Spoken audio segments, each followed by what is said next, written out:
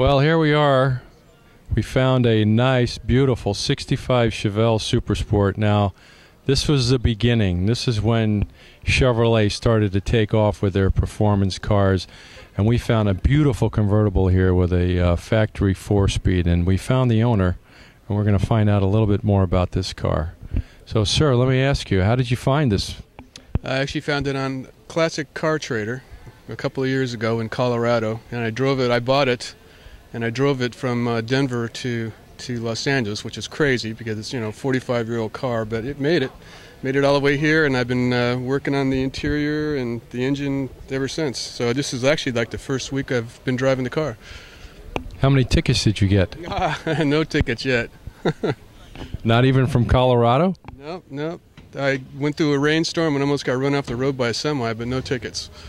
And it made it trouble-free, didn't overheat, nothing, you just ran. Luckily, it made it here without missing a tick. So, well, I would guess it means it's a good car. Yeah, I think so. It seems pretty solid.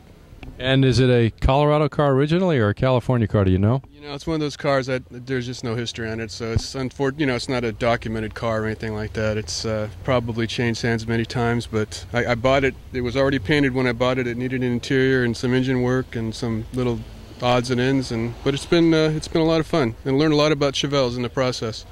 I'm sure you do. That's what happens when you work on your own car.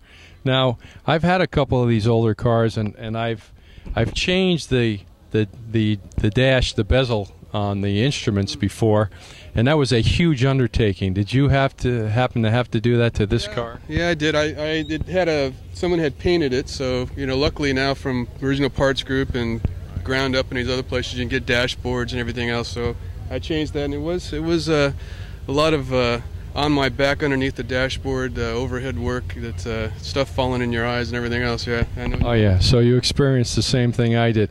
But the interesting thing is you find these cars and they've been restored, and yet nobody ever wants to change the bezel on the instruments. It seems that they just want to overlook that because I think they anticipate the nightmare about to happen. Yeah. It certainly looks like it should be easy, but as you know, it's not easy at all. I think once you start taking it apart, you realize just what you're into. And explain a little bit about the motor. It looks fresh, like it's just been rebuilt. Yeah, in fact, I had a problem with this motor actually. The cam rounded off on it, and over at Playa West, I got a friend, Andy, he owns Playa West Automotive, and he explained to me that the new motor oils aren't really good for high lift cam motors, the flat tappet motors, and so he just replaced the camshaft in this car. So, and what oil does he recommend you use? He recommends a Valvoline racing oil that's got a high ZDDP content, zinc content. So I did a search on the internet, and it turns out a lot of people are having this problem. Because they got rid of the zinc in the modern oils because of catalytic converters. So the last 3 or 4 years they haven't put those additives in anymore.